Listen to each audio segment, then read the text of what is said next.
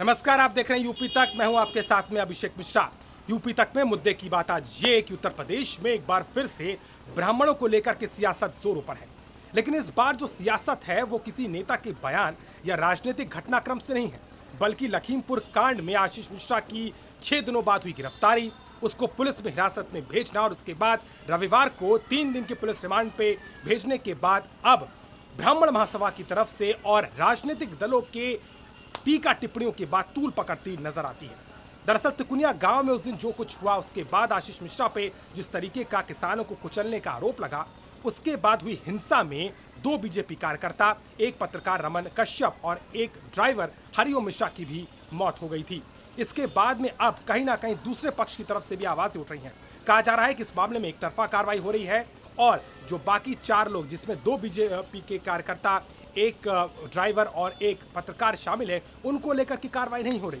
इस बात को लेकर के ब्राह्मण महासभा ने लखीमपुर खीरी में पहले भी प्रदर्शन किया और रविवार को भी प्रदर्शन करते दिखाई दिए। उन्होंने बार बार मांग की कि इसको लेकर के पुलिस की कार्रवाई पे सवाल निशान है, क्योंकि एक पक्ष को ही सुना जा रहा है और सीधे तौर पर ब्राह्मणों को टारगेट किया जा रहा है।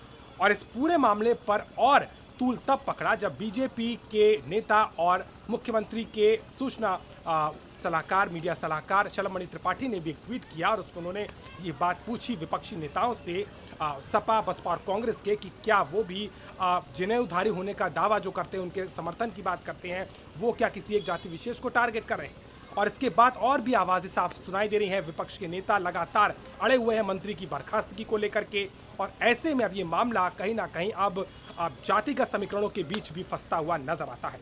हालांकि आशीष मिश्रा की गिरफ्तारी को लेकर के विपक्ष लगातार हमलावर रहा। लखीमपुर खीरी में राहुल गांधी, प्रियंका गांधी वाड्रा का आना, उसके बाद तमाम नेताओं, चाहे वो अखिलेश यादव हो, सतीश चंद्र मिश्रा हो, नवजोत सिंह सिद्धू हो, शिरोमणि अकाली दल हो, तमाम नेता, आम आदमी पार्टी से लेकर के यूपी के तमाम दल वहां पर पहुंचे और उन्होंने लगातार एक सुर में पहले तो आशीष मिश्रा की गिरफ्तारी और अब खुद कांग्रेस महासचिव प्रियंका गांधी वाड्रा ने लखनऊ में मौन धारण करके मंत्री की बर्खास्तगी या इस्तीफे की मांग की।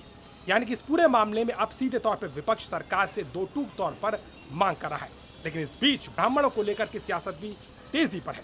यूपी में पहले ही ब्राह्मणों को लेकर के समाजवादी पार्टी और बहुजन समाजवादी पार्टी अलग अलग प्रबुद्ध सम्मेलन कर रही है, जिसकी शुरुआत मायावती की पार्टी बसपा से हुई और प्रबुद्ध सम्मेलन करके सतीश चंद्र मिश्रा ने इस पूरी कवायद को संभाला।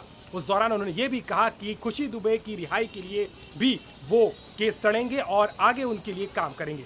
आपको याद होगा कि इससे पहले विकास दुबे के इनकाउंटर को लेकर के भी लगातार आवाजें उठी थी और उस कार्रवाई को भी ब्राह्मण विरोधी विपक्षी दल और तमाम सियासत के गलियारों में नेताओं द्वारा करार दिया गया था।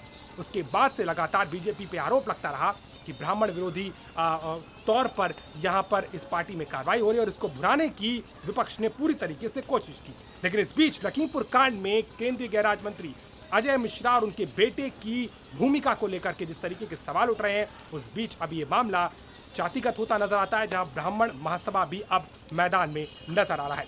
हालांकि ये पूरा मामला न्यायिक जांच की प्रक्रिया में है। आशीष मिश्रा को रविवार को 3 दिन की पुलिस रिमांड पर भेज दिया गया है और अब आगे इस मामले में विपक्ष लगातार मंत्री की बर्खास्तगी या इस्तीफे की भी मांग कर रहा है। लेकिन इस बीच में बीजेपी की मुसीबतें कम होती नजर नहीं आती, क्योंकि इससे पहले भी बीजेपी पर ब्राह्मण विरोधी होने का आरोप लगता रहा।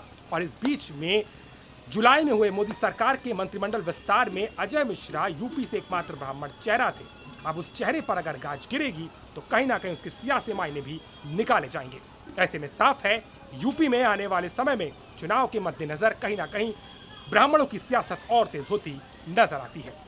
तो मुद्दे की बात में आज के लिए बस इतना ही। देश और दुनिया की ताज़ा तरीन खबरों के लिए आप देखते रहिए यूपी तक, और विधानसभा चुनाव से जुड़ी हर एक विशेष कवरेज को आप देख सकते हैं हमारी खास पेशकश यूपी किसका में। आज के लिए बस इतना ही। नमस्कार।